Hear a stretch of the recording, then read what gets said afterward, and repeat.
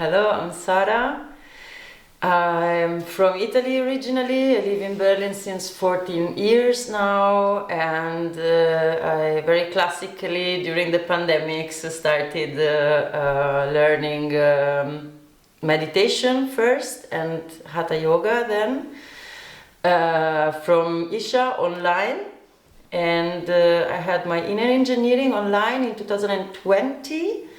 I completed it with Shambahvi in October 2021, and then when the lockdowns ended, I finally found a teacher in Berlin, so I started learning also hatha yoga with people in a room, which was also great. And since then I had the chance also to make a yoga retreat, also to upgrade my hatha yoga. And this was September 2022. This was for me a bit like a first ashram experience, if you want, like being actually in a place full immersion with other yogis. And that was enough for me to start checking out how to get to the ashram and go to the source.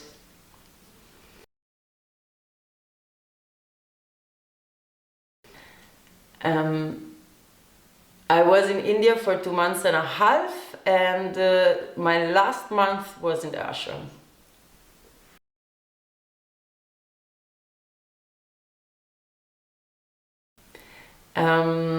The path I started following with Isha Yoga was more and more convincing for me that I need to be there. I have to be there. There was just like no alternative, basically. And even when I started asking for a place to volunteer around October maybe, and the answer was no, because it was already too packed for the winter. This did not demotivate me, basically. Actually, I said, okay, we talk about it when I'm there. So, and the second question was?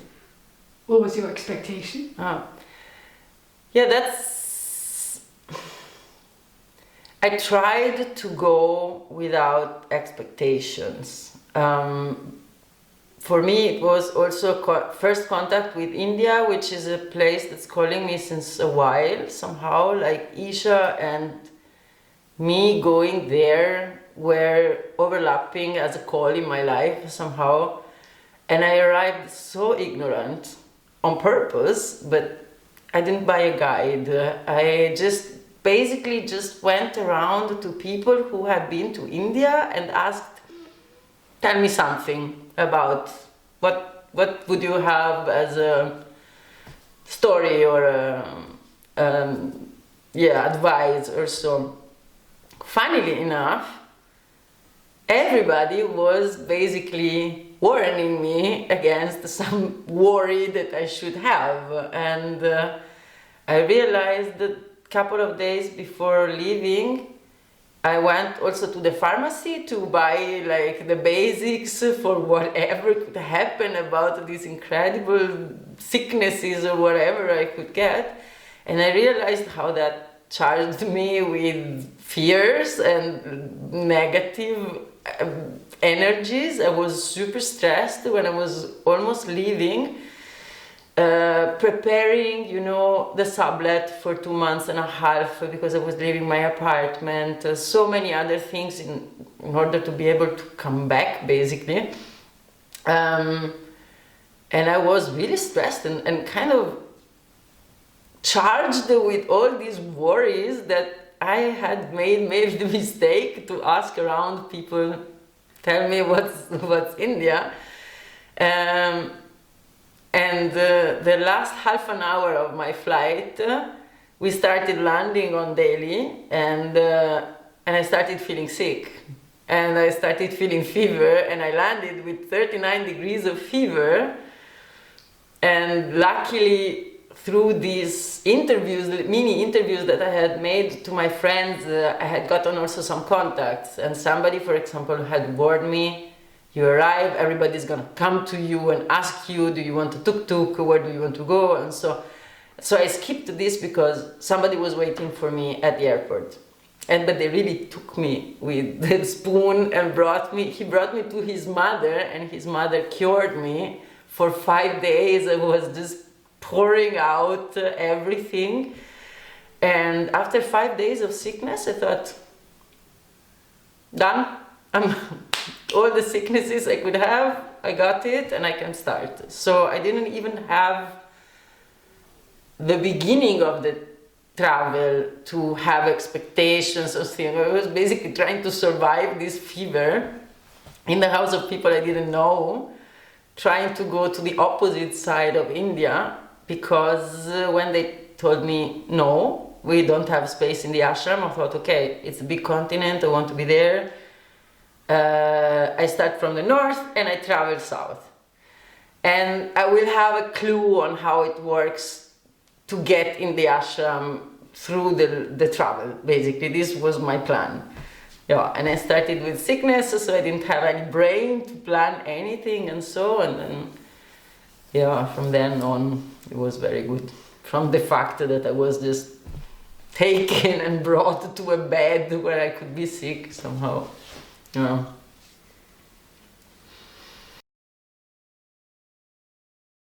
The beauty.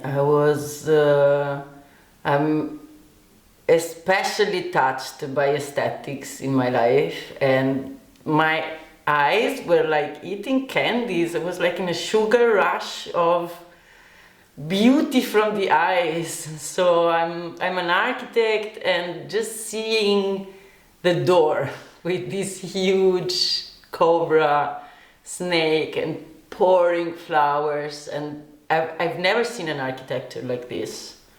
It reminded me a little bit what the temples could have been, Maya temples, Indian temples, like very ancient things, but everything I have contact with is really consumed by time also. You always have to add a little bit of your imagination. We know that the sculptures of temples we see were painted. We don't know what paintings there are. Or gold has been stolen, or the metals have been stolen. It's always like I had to integrate this monumental, sacral architecture with imagination, with the archaeology that we can try to have. So, and there, it's now. It is contemporary buildings made with materials that are extracted by living people, worked by living people.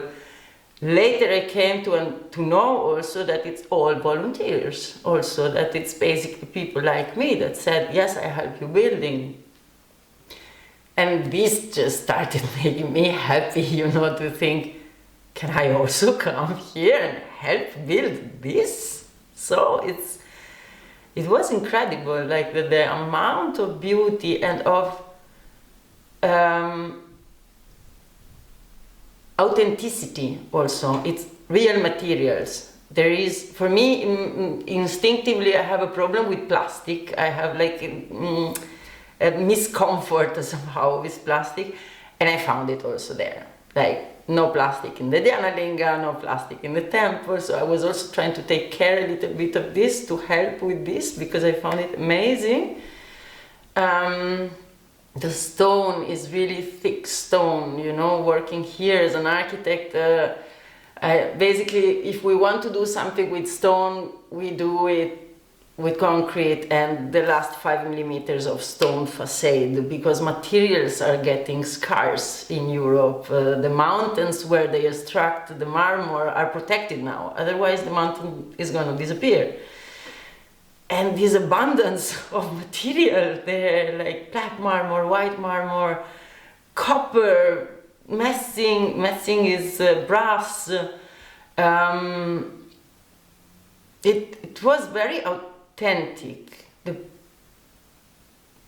plants were real, the plants were there planted to make the bananas for the ashram. This is not ornamental, this is real. So this was the first impression of how living this is a living cult. If you cult or culture somehow, it's not in a museum. It's not read in books.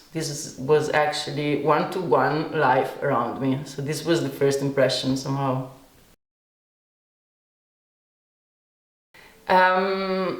I was allowed to get in as a general volunteer, and I came to know that, and I found it also a brilliant idea, that the first week, tendentially for somebody that has never been there, the service that you're going to be offered to offer is to serve food. So I was in the Biksha hall, and I was upstairs where there's no spicy food. And I got an introduction about, I was assigned this, and so I got an introduction about how it works, and I was with this team for 1 week of also fresh volunteers and some supervisors or old-timers that could explain us, and I found it really beautiful because later on I realized I felt like I was a cell in a body, and everyone can have a role, can do this. If you're a red cell in the blood, you need to go in the right direction. You don't go in the wrong direction. Otherwise, you go against the whole body somehow. And starting from the kitchen, starting from serving food, you know, I thought it's nice. You start from the belly somehow, and then slowly, if you want to dig deeper into this mechanism, you might go up and up and up to the head somehow, no? Which was funny because I was also telling my father this story, and he had experiences of military service as a doctor and so.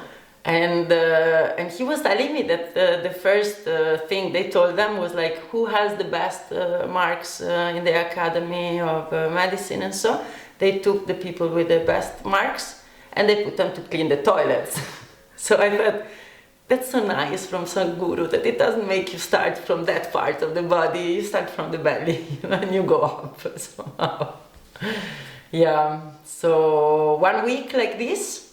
And then I had the chance to change my seva if I wanted, or to stay at the Biksha hall. I wanted to change, just not because it was not nice, it was beautiful, but to have some more experience.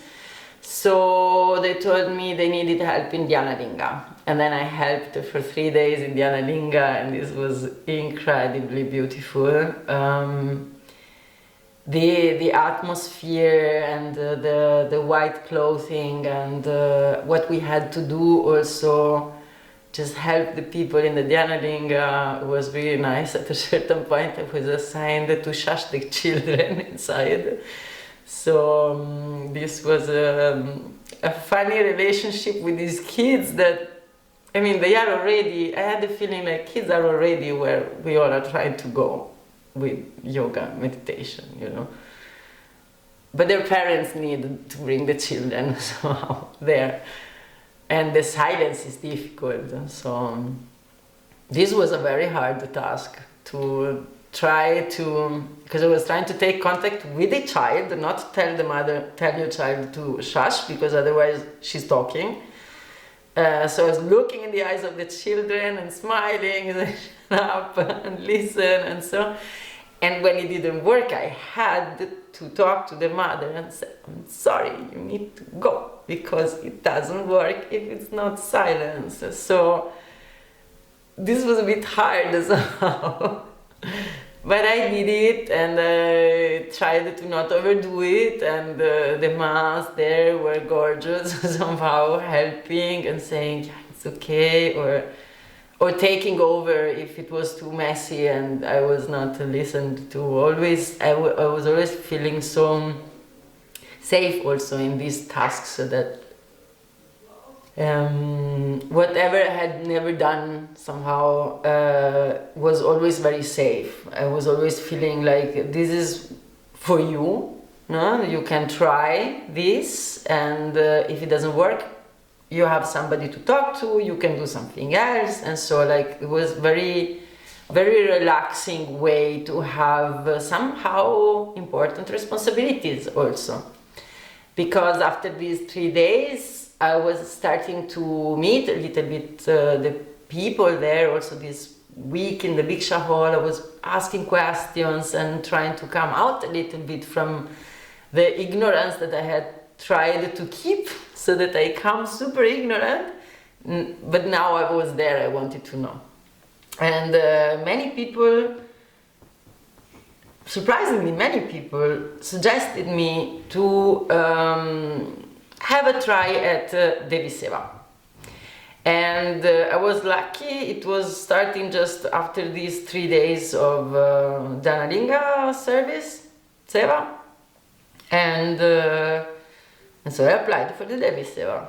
And so, after 3 days in Dhanalinga, being so happy, so comfortable in this environment, I felt like I was splashed into 3 days of silence. And there was a darshan of Sadhguru first. I saw Sadhguru like 10 meters from me. This was also like completely surprised. I just see it appearing in the chat. There's a darshan of Sadhguru. What? So this was great experience. And then these 3 days of silence. I didn't even know that the seva started with the silence. I just went with it. I had a little silence experience from the retreat that I did in September last year, one evening maybe, and it was already for me, whoa, okay, stuff is happening in one evening of silence. 3 days was very interesting, mostly not being there, being there for 1 week. So I just started knowing people, I had just started being a bit social, and so, bam, closed for 3 days. This was serious. And then the Devi Seva started. Like 3 hours sleeping, wake up, go serve in the temple. And in a way, it was exactly what I was looking for somehow, because in my travel from Delhi to Coimbatore, I was seeing this spirituality all around me, and I have left my spirituality when I was a teenager because I was grown up Catholic, and I had to leave it because, we adore murder, basically, the symbol of a murder even. Like I felt it like it was very dark energies in Christianism somehow, and also very machist. So what I was offered in the Devi Seva to do was to support running the temple. This is not an offer that there is for girls, or there was, I don't know today, but in the church is for boys. So they go with the priest and they learn what these materials and so on. So at a certain point in my life, I just like quit this part of spirituality. I went a bit like in my own way to be spiritual. But you make mistakes. You try stuff out. You believe different things, and so.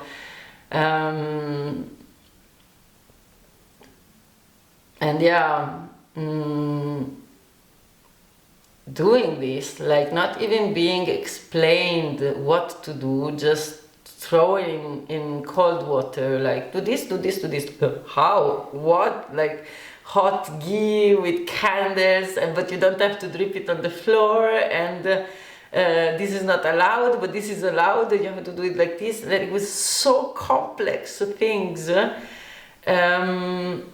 to make this temple work for devotees to come and experience a moment of physical presence in a place where they could look in the eyes of Devi and be there and support this.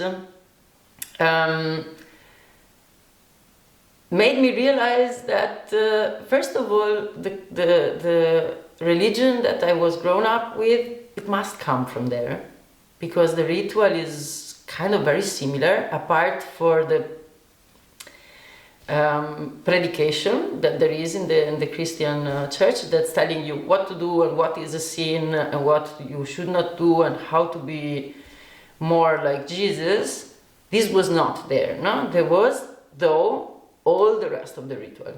The whole rest was there, even the orders, the offers, the chanting, even the substances that are burnt there, or the materials, the copper, the messing. In the church there's a lot of gold still, because they still have it, while India has been robbed of their gold and their diamonds, and so there's not, in the temples, there's not this material anymore, because it's been put in museums, you know, while the church still keeps it. Like, yeah, it was like, here is where they took it from. This is where it comes from. Or it is so real that they came to the same conclusion of rituals somehow. So there is something that actually works in these rituals. This was, for me, like a bit of an awakening, so to say. Like, it was not just this tra-la-la of the church, do this so I control you, but they had something, only I had the feeling also the priests don't really know what they're doing. The mass do know what they're doing, and it was clear somehow, like it was like a direct... The experience in the Devi Seva was, for me, like being in the army, like in a military camp.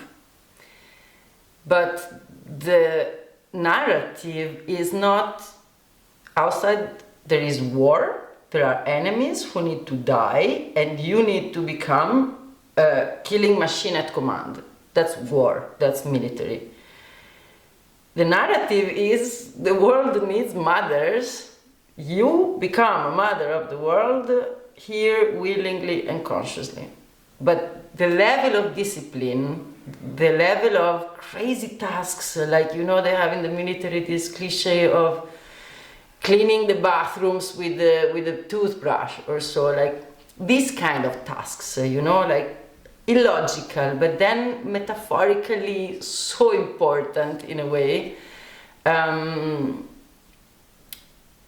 I felt we were actually learning to be mothers to the world somehow, and that these devotees who come, they are all like children going to the same mom and having a dialogue with her, and even fighting for being in the first row, like children fight for the love of the mother, you know. And our role was to not touch, not shout, not talk possibly. So also this extremely non-violent language of just gestures. It's like, there are also the others, you're gonna get her love, no problem, please move on. And so, like with children, and being a child also ourselves, because it was enrolling in these dynamics somehow. So it was a very intense experience of being a child with a mother there, but at the same time like a child with a doll that gets clothing every day, that needs to take care. It was like an holographic experience somehow, being mother and child at the same time, and recognizing Devi as a manifestation of this mother love, that after days of sleep deprivation and no space for thoughts, but at a certain point really automatizing this whole atmosphere, it was a feeling that was waking up, mother love, and I realized it had been a long time in my life that I did not feel this feeling and feeling this feeling that was basically prepared like a banquet by all these details of rituals and the space and the materials and the substances and the meditation, the proper sadhana and so, and unlocking this feeling, this mother love, started unlocking other things in me. So like memories, like will, energies, strength, so many things. And there I realized this is a very, very efficient and very well-oiled machine, and it works.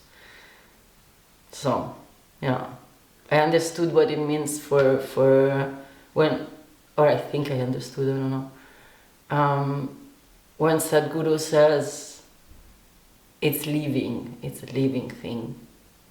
It was, from my background, not so clear to understand what does it mean that it's a rock, how does it live, but I understood, I have some intuitions of what it could mean. So.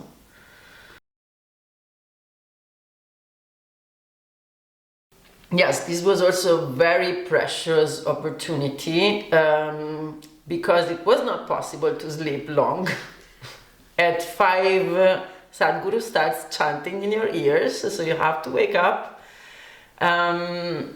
I had as a program for me at least to do hatha yoga and Shambahvi, even if I don't understand how this ashram works, even if I don't manage to come back and stay or get what do I want with my life here in the ashram, I will go and I will do Shambahvi and hatha yoga.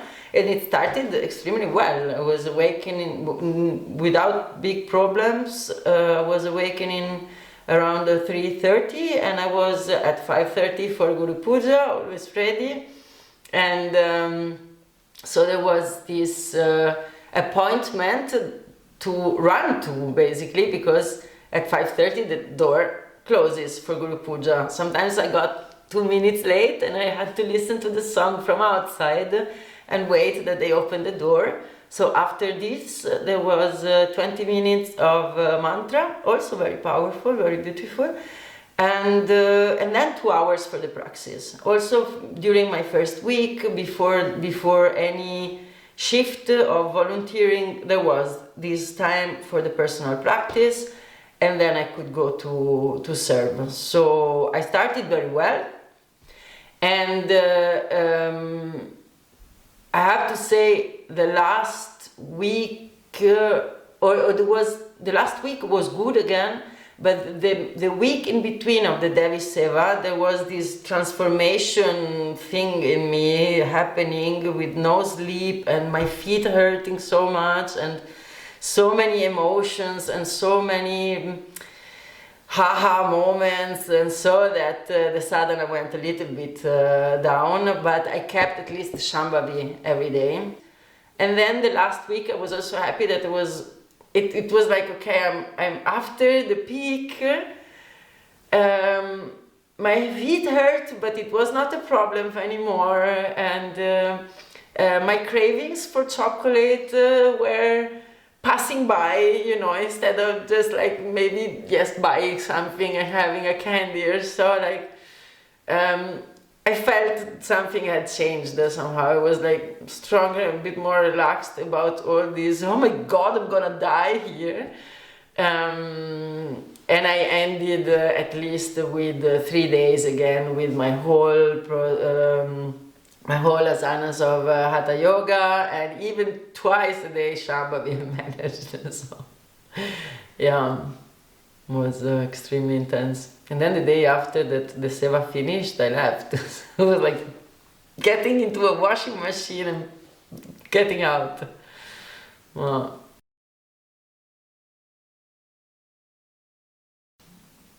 If it was not clear enough. I was so happy to feel challenged somehow. I came from I was a bit bored of my life, I have to say, and I was looking for challenges, and when I was there and this sleep deprivation started, like I'm not a great sleeper in my life, you know. I wake up early in my life since forever, and it's okay, but I naturally sleep 5-6 hours or so, but there it was 3 hours, you know, with this super activity. I thought, hey, you're getting me, like finally there's a challenge, you know, and I was there also to push myself, and I was so happy to find that I can get to physical limitations. Like usually, I don't know, usually in groups, and so I'm the one that's jumping all around, that's going to sleep last and waking up first, and I feel a bit lonely in this. And over there I felt like I'm a beginner. These people are so advanced, but also made me feel that it's a good path for me, because I'm going to touch my limits there. So, and scratch them possibly, and overcome them. So many things were challenging. So many things. For example, also the approach to masculinity and femininity, and this was part of my path also there, intense, because I'm a very strong woman physically, very energetic, and I encountered opinions about it. In a way, it was like there was this narrative that women should not pick up heavy lifts, for example. But I don't know, you go around, you see these women there that have basically like LKV of weight on their head, bringing around grass for the cows, and so I wasn't really getting it. But again, I made my research, I checked out what it could mean. There are talks of Sadhguru about energy of femininity, energy of masculinity, and so. And I kind of let it be somehow, without imposing my own perception of myself. I definitely know that I connected immediately, instinctively, way better with Shiva's energies and the Dhyana Linga, and that going into the Devi Seva was a challenge for me, because it felt like a girly thing, that because of what came out of me in my life was a bit like, oh, thank you, I have fun with the boys and with the girls. I don't have these things that girls should be with girls and boys should be with boys, and so. But first of all, this kind of negative feeling about this judgment, like you shouldn't lift weights.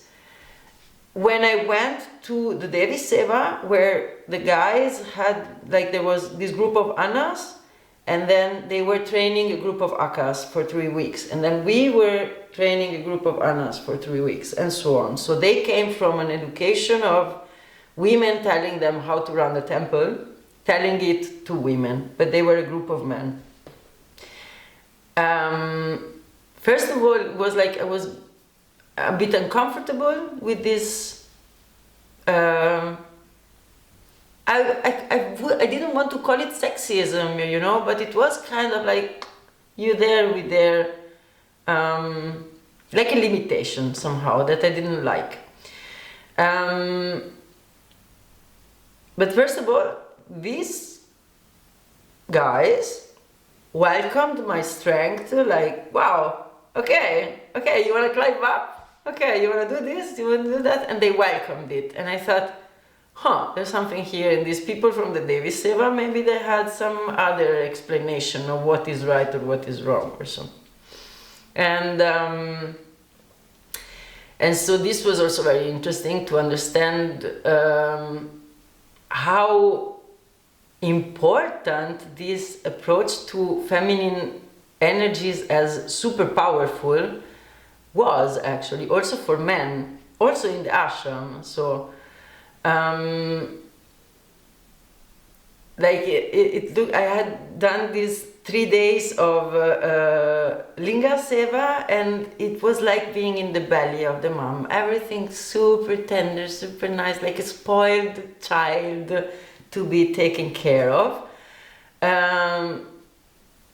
The temple of Devi was military, as I said. Like, you also had to have always collected hair and look tough. You know, it was kind of this. So there was this switch of the genders in which women are the ones running the temple, which is a mess, which is dirty, with coconut milk and kumkum and ghee everywhere, and you have to keep it clean. And it was like a training into being a mother, you know, with diapers and milking and sicknesses and crying and this and this and this, and still you have to look perfect and be exemplar. And on the other side, yeah, this kind of masculine energies that were beauty and happy in the Dhyana Linga. And so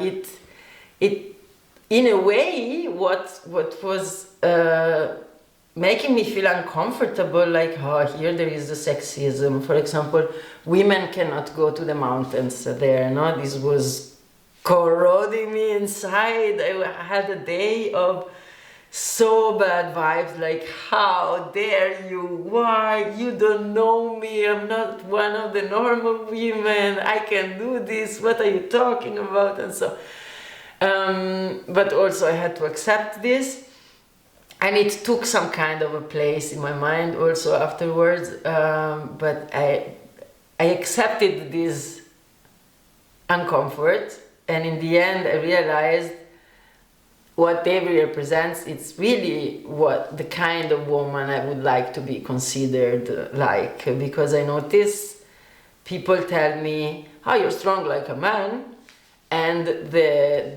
Devi Sevikas were telling me, you're a strong woman. And I thought, exactly, I'm not a man, I have nothing manly, I'm just physically strong, I'm a strong woman, you know. Yeah, so many nuances in a way, like also to I appreciated very much the role of the woman in the culture in Tamil Nadu, at least, very much. And this was challenging to understand where is the appreciation, what is it that I'm missing. So it was very, very deep, very complex path inside me. So yeah.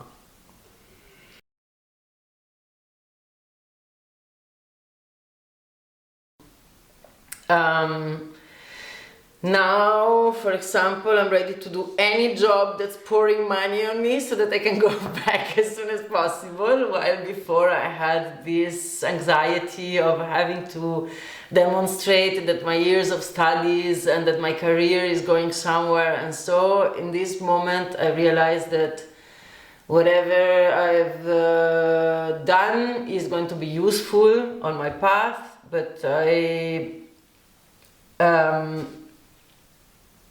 I broke some chains from my past, definitely. Like, I'm much more future-oriented, or even better, I would say present-oriented than I was before. I felt the weight of my past and of my family and of my past choices very much. And I feel like kind of stranded there. And right now, my focus is in the present and in the future. This is something I really feel.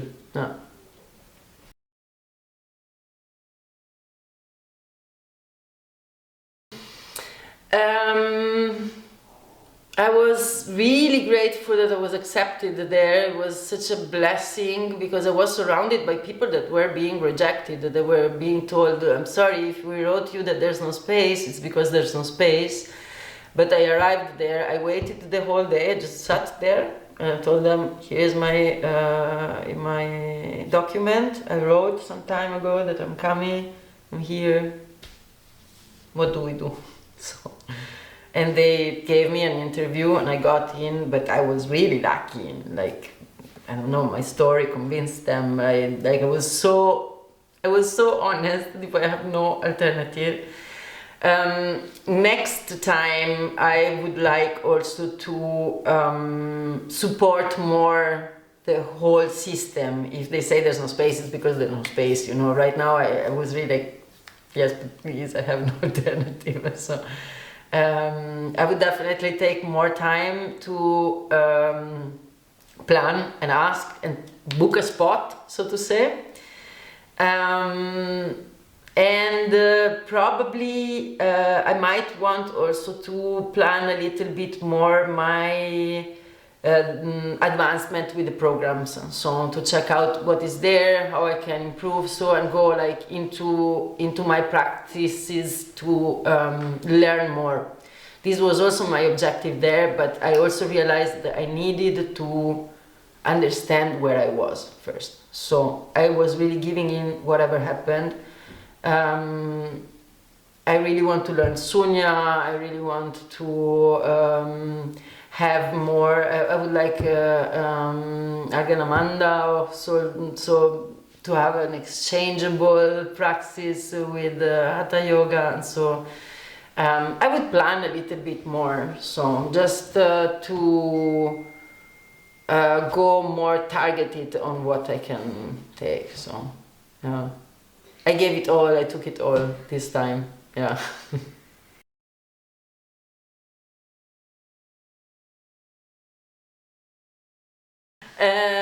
I had the feeling I had to keep this progress very tight inside myself, not to lose it, because I live here since 14 years and the paths of habit are easy to take back also, so I had a bit of tension of discipline, like don't give it up.